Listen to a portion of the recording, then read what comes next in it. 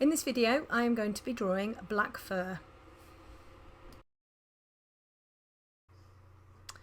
So this is my reference photos. It's one of my own photographs.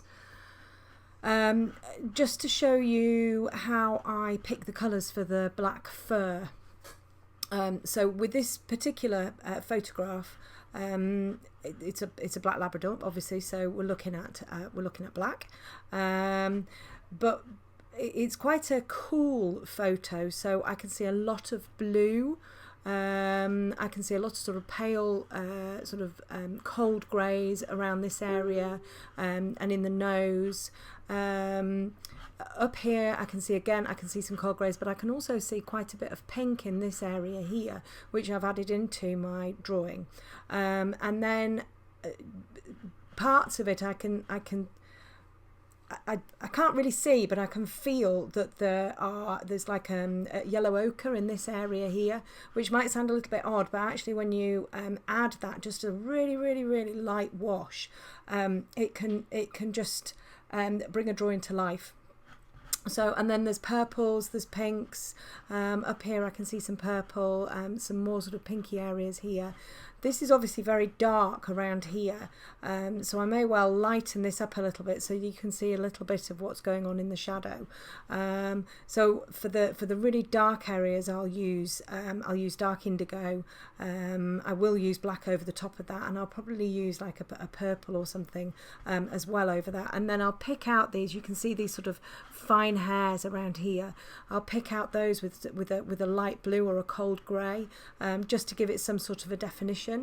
I'll leave all of these little sort of like grains of sand and everything out because I don't need those in, and this sort of little bit of sleep in the eye. But yeah, that's kind of how I work out what colours I'm going to use, and then the colours will just sort of appear as I'm drawing. So I'll always start with the lightest colour that I can see in the fur as a base layer. So this is a cold grey 3 that I'm using. It's light pressure. If you think about drawing on a tomato or something like that and not indenting the skin very far, that's the kind of pressure that I'm using. So it's not ultra light, but it's still very light.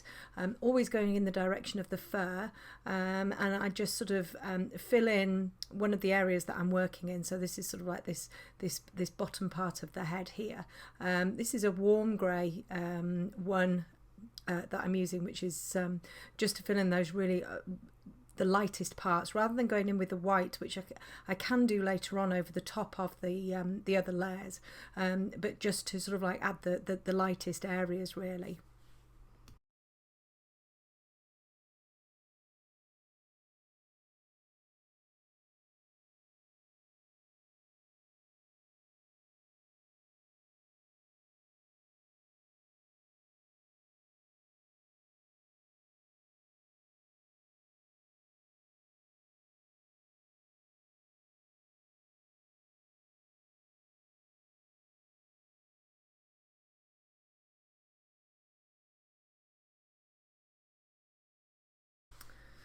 And then you can build on those light areas. Dark over light, light over dark works really well on the pastel mat, and it helps to blend out and smooth. So I'm using the dark indigo here, layering up that part of the head, but also sort of bouncing around on the piece and adding little dark areas where I see fit.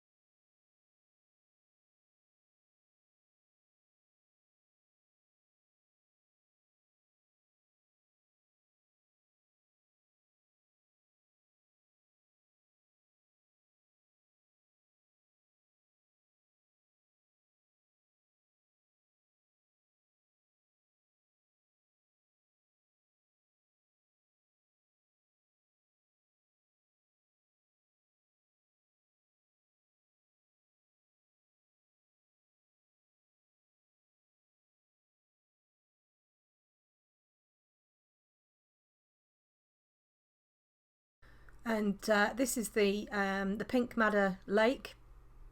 Um, it's a great colour, and honestly, it's not the sort of colour that you'd see in a black dog. Obviously, you wouldn't look at a black dog and go, "Oh, it's got pink in it."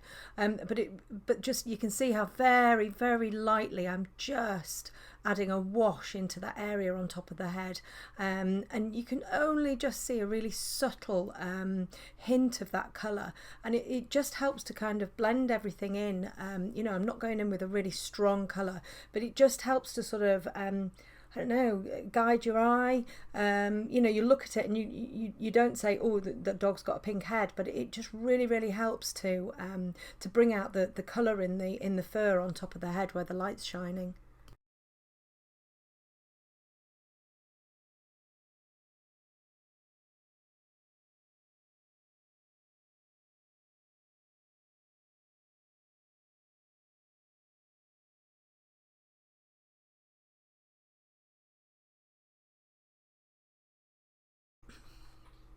So this is the bluish turquoise that's just going in at little parts here, and it is quite turquoisey, but underneath the dark indigo, it does give a really nice shine and a subtle change in the dog's fur on this side of the head.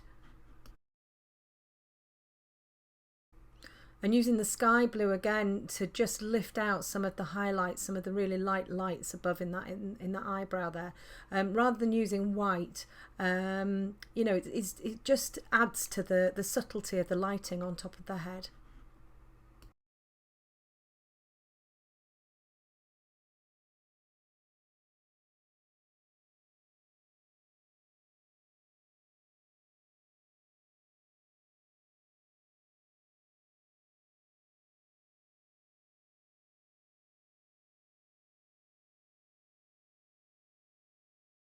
Here I'm using a mixture of cold greys. This is cold grey 1, which it almost looks white, but next to white it really isn't white.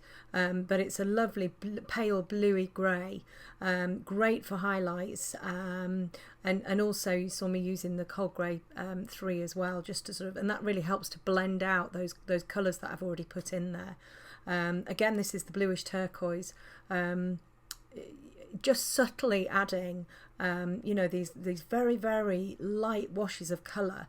You can't really see that I'm putting them in there, but you can see it. If I know that sounds really odd, but you know, it really does make a difference adding those subtle washes. This is the Pablo white, which is great for just adding the really, really light highlights into the piece.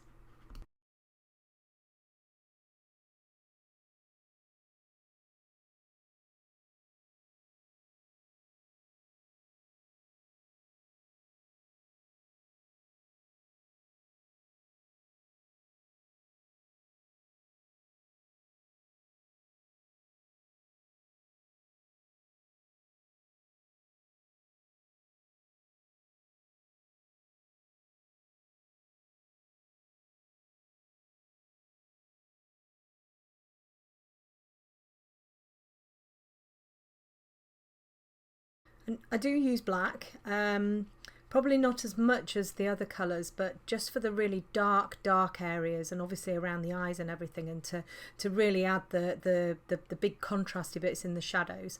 But I don't use black a huge amount.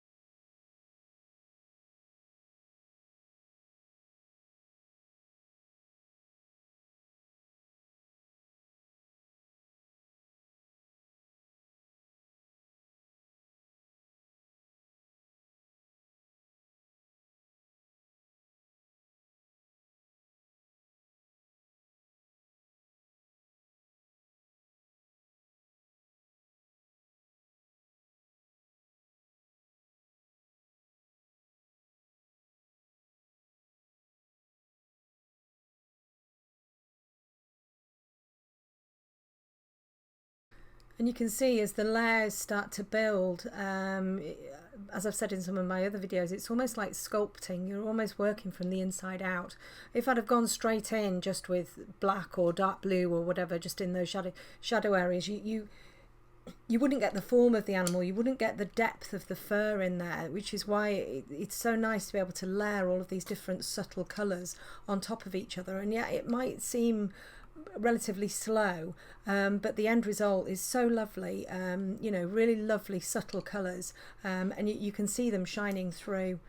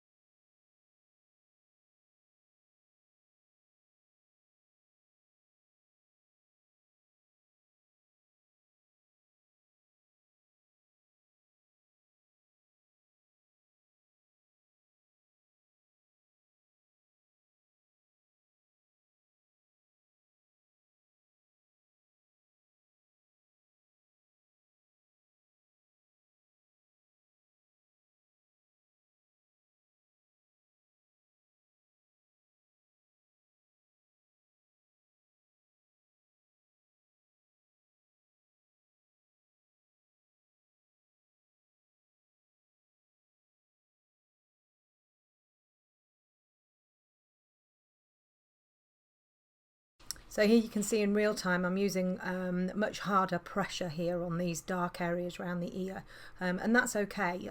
You know, we always say, or coloured pencil artists always say, you know, light layers and everything, which is absolutely true. But for these really dark areas, it's absolutely fine to use that heavier pressure.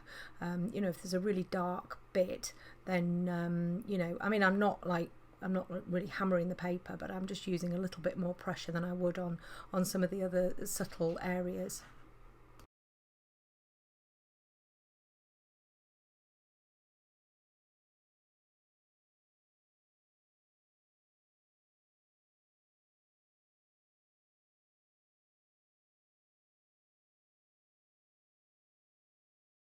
And here you can see in real time, just I was telling you about adding this little bit of light yellow ochre.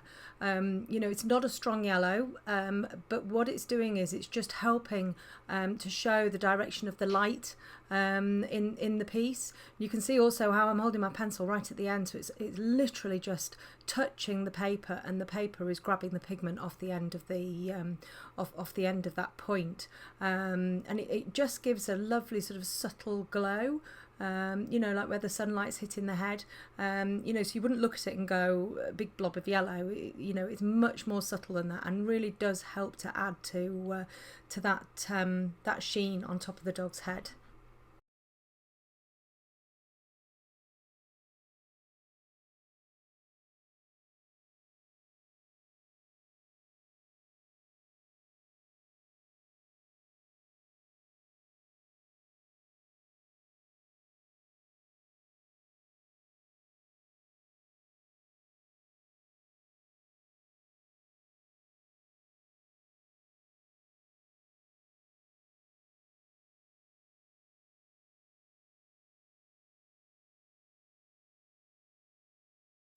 You'll also notice that I don't always use a really sharp point on my pencil. They're quite blunt. Sometimes I use a sharp point if obviously I'm doing eye detail or something like that, but actually I find it better for blending in the earlier stages using a blunter rounded point rather than a really sharp one.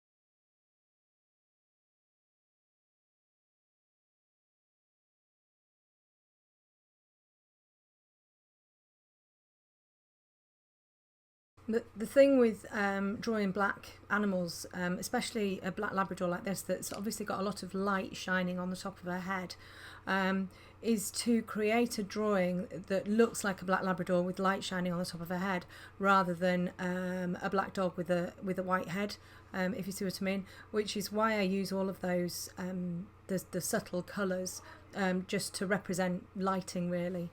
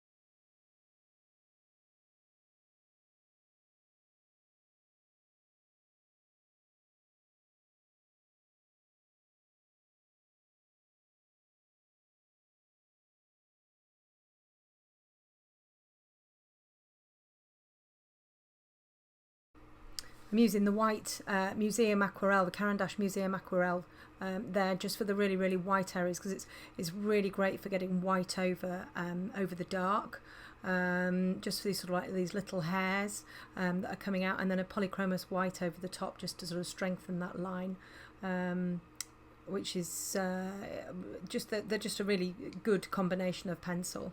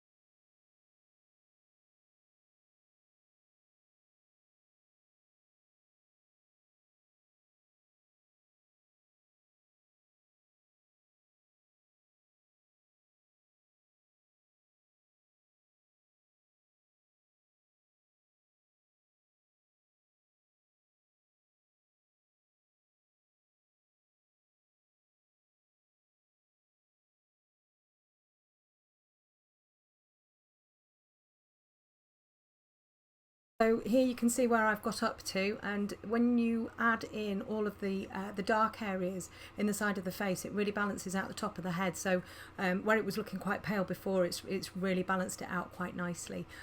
So I hope you've enjoyed this video, and thank you.